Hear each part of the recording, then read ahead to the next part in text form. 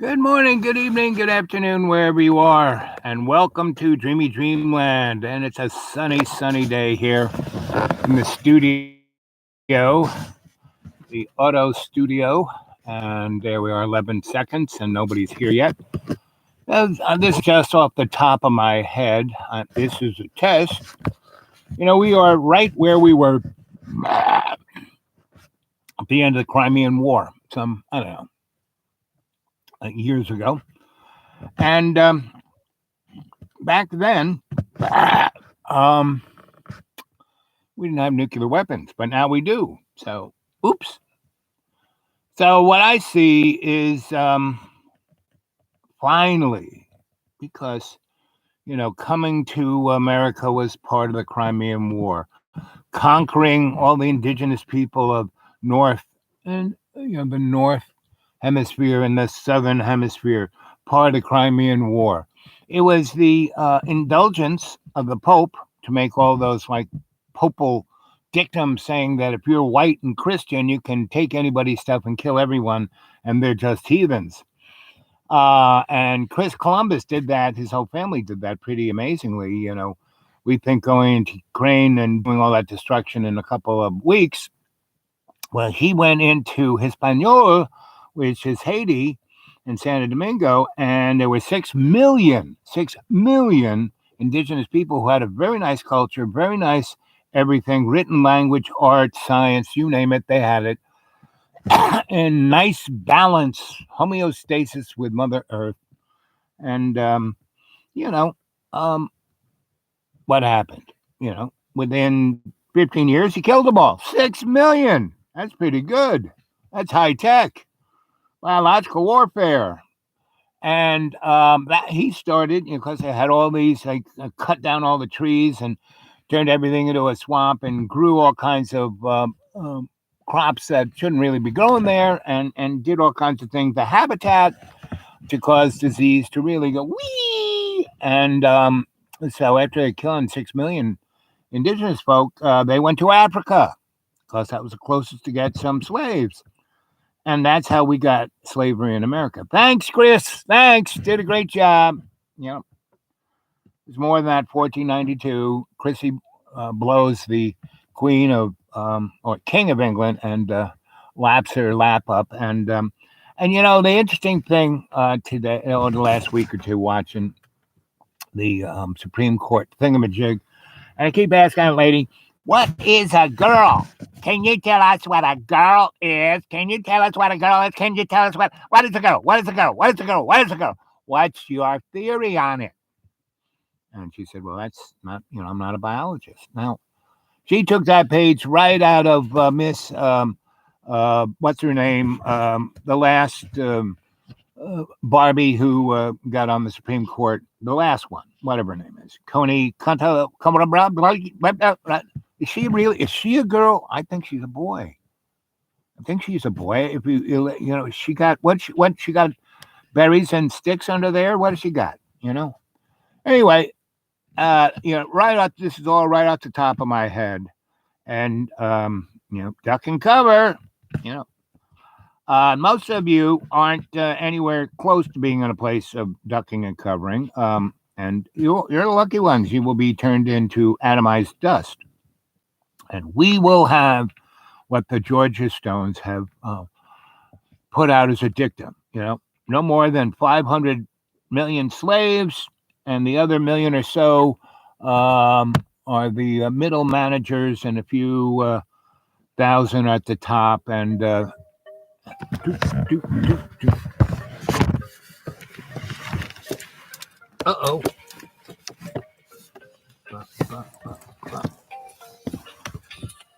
Yeah, but who is this? Oh, hey, handsome.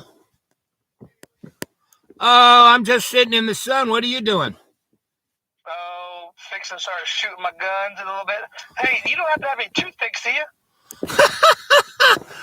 you? I have that magic universe that I have almost anything that if you can buy it at the dollar store, right? Right. So, what's the odds of finding toothpicks? Right. Well, that fits the category. Now, the other side of the quarter is, where are they? Good luck with that. So, yeah. So, what kind of guns are you going to shoot off? 22, probably 9, 12 gauge. Okay. I'm not sure yet. Are you going to do your AR? Yes. Okay. What Yeah. what gauge is what gauge is an AR? Is that a 22? Well, this one's 22. The one we had before was we're gonna get a 308 back here pretty soon. Okay. And what's this is Natalie's one. This is 22. okay? So what's is it just muzzle velocity the difference? Yeah, How much oomph? firepower. Yeah, how much How oomph? much bang for the buck? Yeah, I mean, yeah, right in that little bullet there. So, which way have you set up yourself a nice safe? Oh yeah, we're actually moving it now. Is Carter moving it farther over? Hey, farther over, Carter. Okay. Which Yeah, we're way? actually moving it. What direction are you shooting in? Down towards The road. Death Road. Down toward Death Road. Yeah. Oh, good. So no one's down there. Have you been down the Death? No. Have you been down the Death Road lately? I haven't been since like last. No, I don't even. I mean, unless we're on our dirt bikes or our four wheelers, I don't even go over there. Is it's that much more worse, eh? No, actually, it's about the same. I mean, there might be more sticks and shit down. Right. But Right. the asphalt and all that's all about the same. Okay. So no trees down? No. Just sticks and shit. Yeah.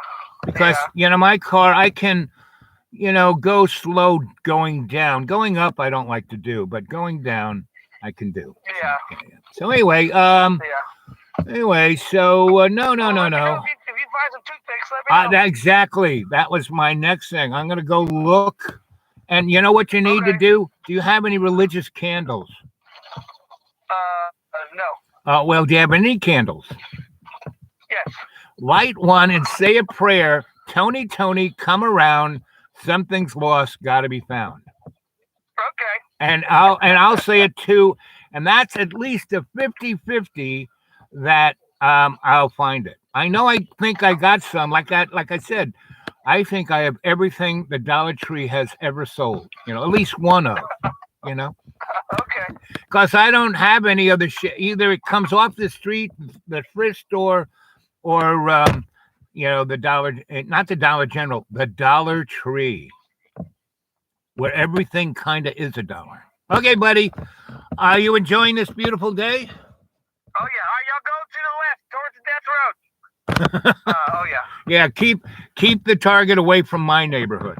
Oh yeah. No, it's totally opposite direction. Oh, totally good. That's what I like to hear. Okay. So light that candle, say that prayer, and if I find it, it'll be like within the next 40 minutes. Okay. Okay. All right, because after that, I'm going to give up. But I'm going to go up there and mumble around and look for it. Okay. Thank you. Okay, buddy. Later. Bye.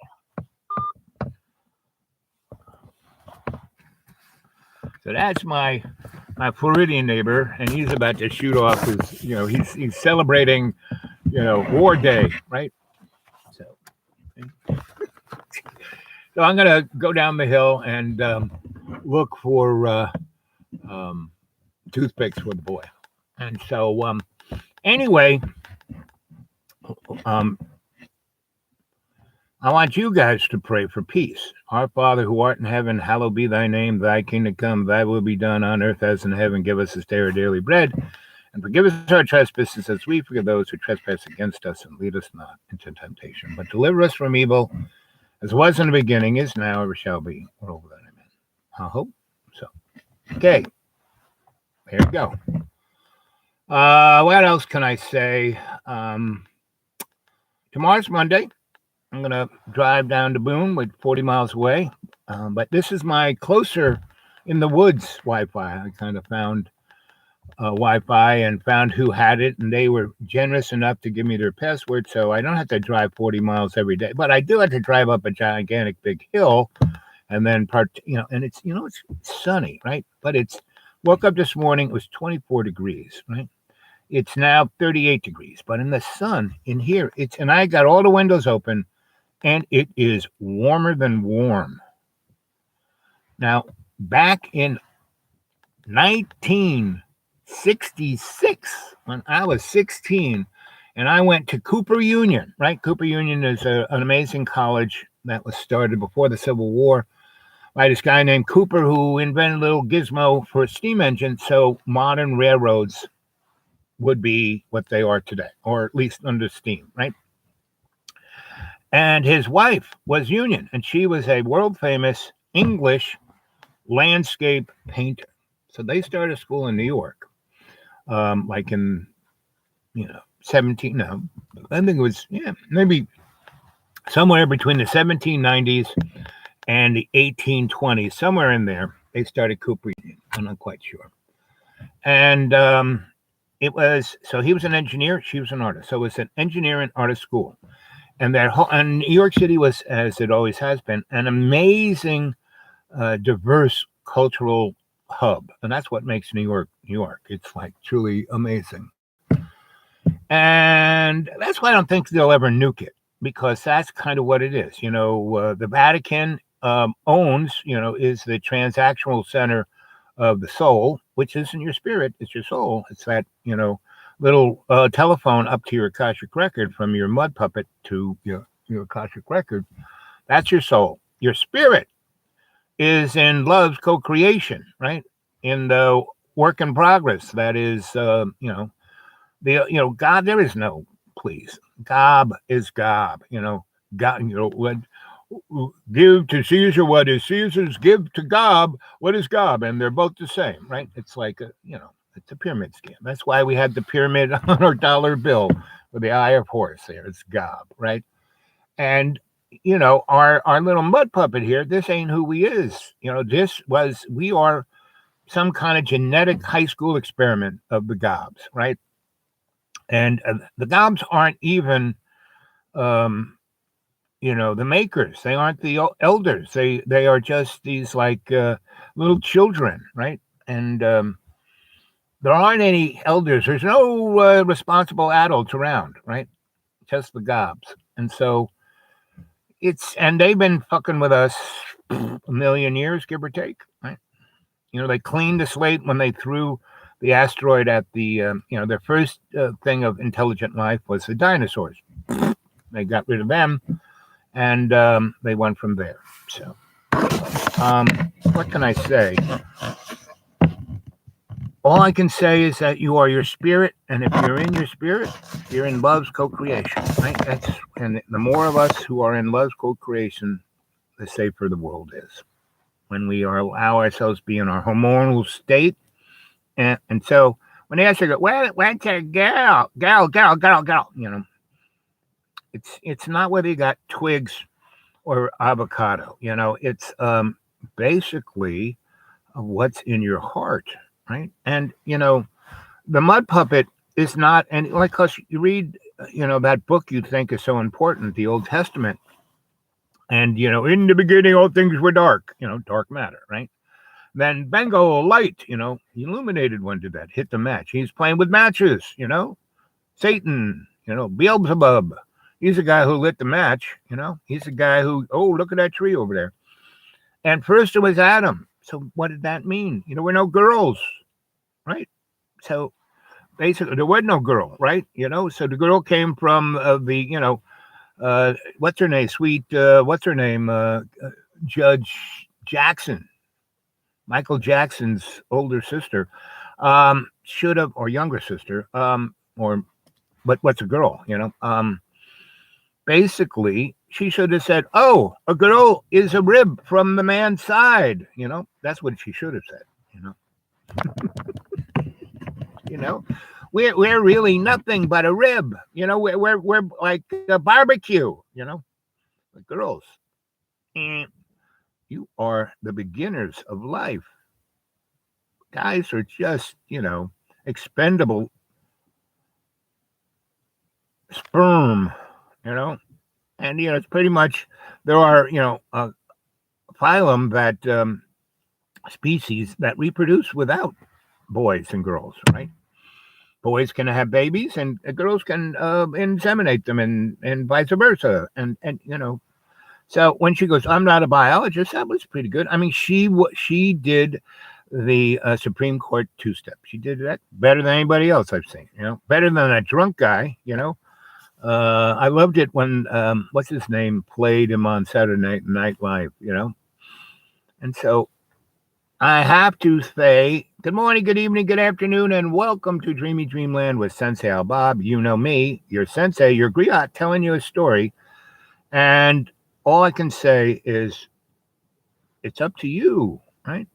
And I also want to say thank you for those four cadre at the top of the list. They always donate. They always send something to my PayPal. See, it works. I know they don't have a lot of money because they give me between $12 and $20 each time they send it. But that is it. Oh man, it feels so good in my heart. And magically, that's just enough to make my pay my bills. Like magically, I just had enough in my bank, except my phone went dead because I didn't pay it because my bank switched things and blah, blah, blah, blah, and that's just a cold reality of what's going to happen.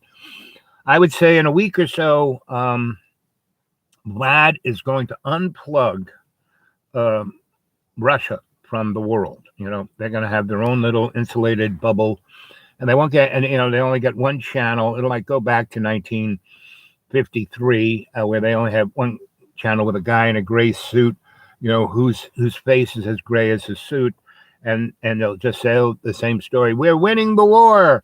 The victorious troops, blah, blah, blah, blah, blah, blah, blah, blah, blah. It will go on like that.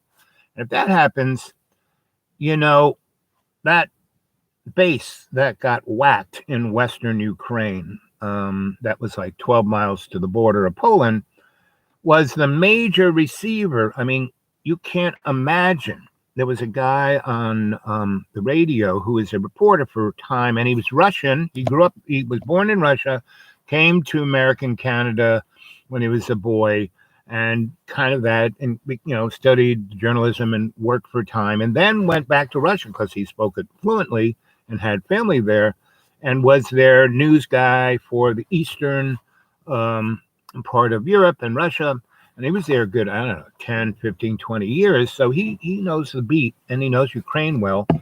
And he was in Poland. He had been in Poland too. And he was there at that base with the C-117s. And those suckers are 3 times as big as whatever house you live in, and 15 feet high. And they can just roll in,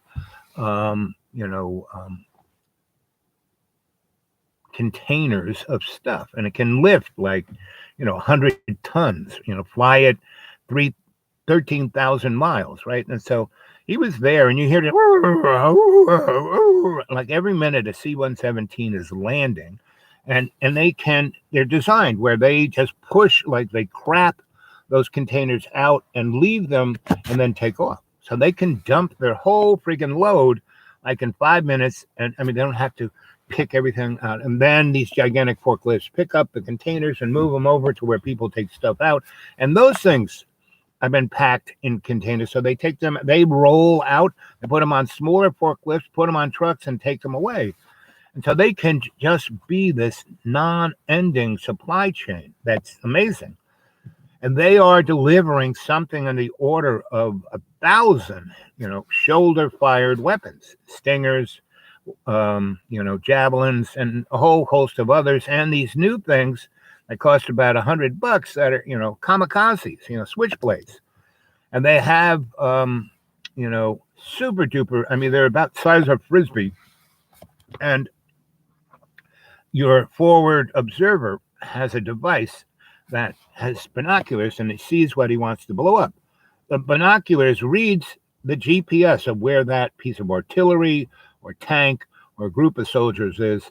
He hits a button on his binoculars. It sends it back to the guy who's maybe a mile or two away, further away, and he takes the switchblade out of his thing, hits a button. It goes bleep, bleep, bleep, bleep, green light. He kind of holds it. The little blades start woozing, and he just lets it go, and it flies straight to that GPS. And then from the point it is like maybe a quarter mile away, and it's like the size of a frisbee, makes no noise, and it's a kind of grayish, non-reflective material, and doesn't reflect anything. Doesn't reflect radar, doesn't reflect light, and it's kind of gray. So during the day, it just looks like the gray sky or the blue sky. At night, you can't see it whatsoever, but it has infrared. It has cameras and it has sensors, and it can follow if somebody's pointing at something with a laser pointer like 3 miles away. It can go right there, but it zips in on that GPS, and it has, as it's coming down, the propellers, instead of being like this, they kind of go like this, so it goes pretty fast, like almost 200 miles an hour. So from the point it locks onto its target and it hits its target, it's doing about 200 miles an hour. It's totally silent, has no reflective characteristics. Boom! Right? And it has a shaped charge, a chunk of super duper MX high explosives that shape. So it goes in and it shoots these particles of, chemicals that burn with the air and go through any metal. So, so it goes above a tank where it's not armored. Bang, goes right in. Comes in from the back where the Russian big gas tank is on the outside. Bang, hits the guys that have the carrier of artillery shells that right next to that big gun, that they go like this, and right, bang, and those things blow up and take out the big piece of artillery. And we're shipping like 1,000. We're putting like 1,000 of those into the field every single frigging day, right? And so there are all these guys who, they're not soldiers, but they know their neighborhood really well. And 3 or 4, 5 of them who've been buds forever, and they're like really pissed off. Each of them get 50 of those to go out in the woods with the binoculars and the laser pointer and the GPS thing and a pretty good rifle, But hey, all those who believe that Vlad is in the right, well, which he is, because he was played for the last 20 freaking years, and he just took the money. He just took the money. He just took the money. He just took the money. So my question is Vlad reading from the script, just taking the money, or is he gone total psychopath and wants to blow up the world, right? Either way, the hidden hand, his employers, are down with it, whether it's, the Georgia Stones or Russia, because they want those resources, turns into Disneyland. It's however it rolls, right? Now, I'm, of the positive side that we're still here. I mean, JoJo was right on, he wanted to go into the Ukraine. Oh, no, Mr. President, he's like, 6, 10 miles, 15 miles from the border where people are getting blown up. So, and one of those little, they got hypersonic missiles. Oh my God. Well, we've had those since the 50s, right? Think about hypersonic missiles. They aren't very valuable on the, field of war because they're going so fast. They are not, especially the Russian one.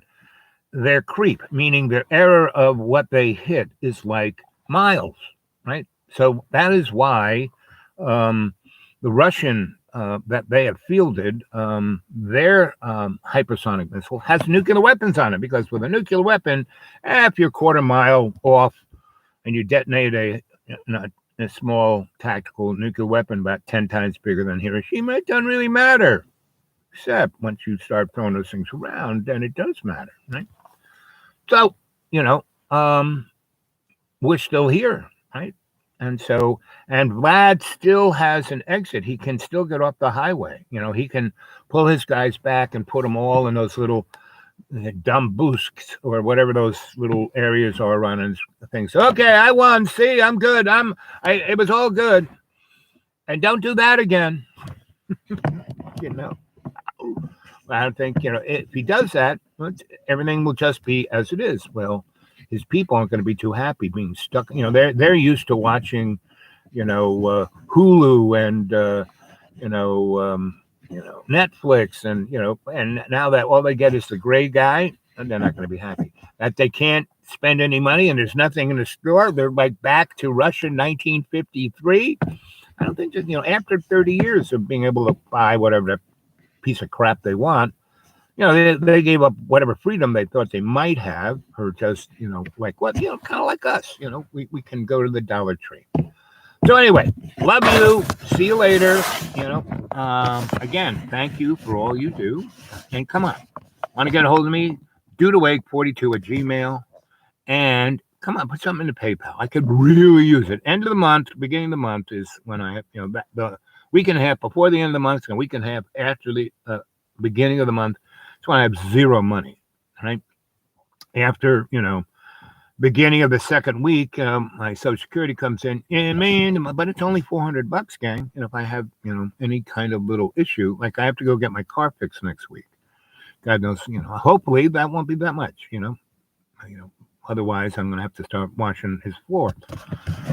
So anyway, if you like this, donate something to my PayPal, the dudeawake42 at Gmail, dudeawake42 at Gmail, dudeawake42 at Gmail. And it's, this morning it was 24 degrees. And I wake up sometime between 4 and 6. And the sun starts turning the sky a little bluish around 5:45. But, between 4 and 6, best time to look at the stars. And basically the stars are where they were and have been. So, well, here comes the moron.